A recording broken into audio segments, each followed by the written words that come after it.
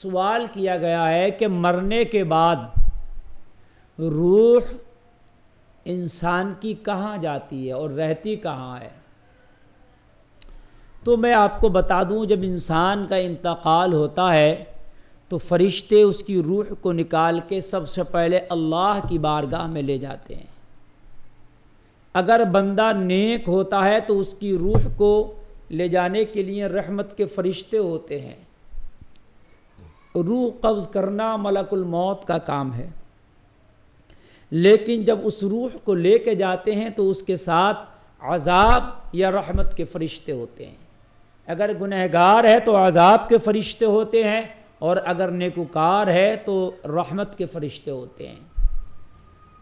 تو اللہ کی بارگاہ میں روح کو لے کے حاضر ہوتے ہیں، فرشتے عرض کرتے ہیں مولا تیرے فلاں بندہ کی روح لے کر کے حاضر آئے ہیں، مولا کیا حکم ہے اس کے لیے؟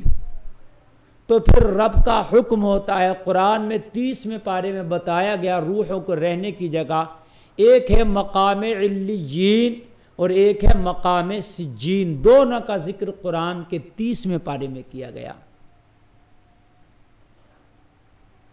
جب نیک ہوتا ہے بندہ تو اللہ ان رحمت کے فرشتوں کو حکم دے دیتا ہے میرے اس نیک بندے کی روح کو مقام علیین میں رکھو،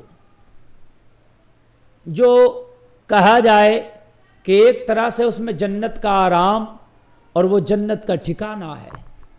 مقام علیین میں نیکوں کی روحیں رہتی ہیں، اس میں وہ سب فیسلٹی اور وہ سب آرام و آسائش مہیا ہوتے ہیں جو جنتیوں کو جنت میں ہوں گے، اور وہ قیامت تک یوم حساب تک اسی میں رہیں گے۔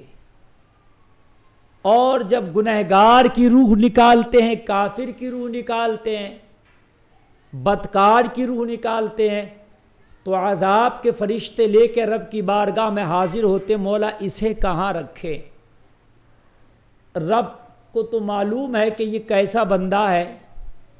اللہ کا حکم ہوتا ہے کہ اس کی روح کو مقام سجین میں رکھ دو۔ وہ کہہ لیا جائے آپ کے سمجھنے کے لیے کہ دوزخ کے ٹھکانوں میں سے ایک ٹھکانہ ہے، اس کی روح کو وہ عذاب، اس طرح کی اذیتیں وہاں پہنچتی رہتی ہیں جو ایک دوزخی کو دوزخ میں پہنچتی ہیں۔